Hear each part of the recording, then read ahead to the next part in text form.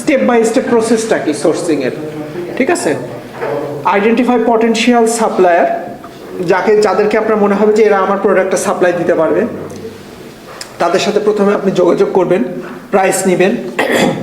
Feasibility meeting, তাদের price এবং quality আমার নিডের সাথে ম্যাচ করতেছে কিনা, ঠিক আছে, সেটা দেখবো আমরা ফিজিবিলিটি মিটিংয়ে। স্যাম্পল ডেভেলপমেন্ট এবং অ্যাপ্রুভাল, তারপরে সে স্যাম্পলটা দিবে। হ্যাঁ, প্রাইসটা মিট করলেই তো তারপরে তো স্যাম্পলে যাবে, তাই না? আগে প্রাইসটা মিট করতে হবে না, আগেই বলবো স্যাম্পল দেন, পরে দেখা গেলো প্রাইস হাই, তাহলে বলবো যে স্যাম্পলটা চার্জ দেন আমার, তাই না? এইটা তো এইটা বল। তারপরে স্যাম্পল ডেভেলপ করতে হবে অপশন এ বি সি, এটা আমরা ওই যে ল্যাব ডিপের ক্ষেত্রে দেখছিলাম না, এ বি সি। ওরা অনেক সময় কোয়ালিটি দিতে পারে যে দেখেন কোনটা আপনার জন্য হয়, সুইটেবল হয়। হ্যাঁ, এটা তো প্রাইস নেগোসিয়েশন, ফিক্সেশন, তারপরে প্রাইসটা ফিক্সড হবে, অর্ডার মানে তখনই বুকিংটা দেবো, তারপর বাল্কের বুকিংটা দিয়ে দিব আমরা, ঠিক আছে। বুকিং দিলে এটা তখন তারা প্রোডাকশানে চলে যাবে, ঠিক আছে।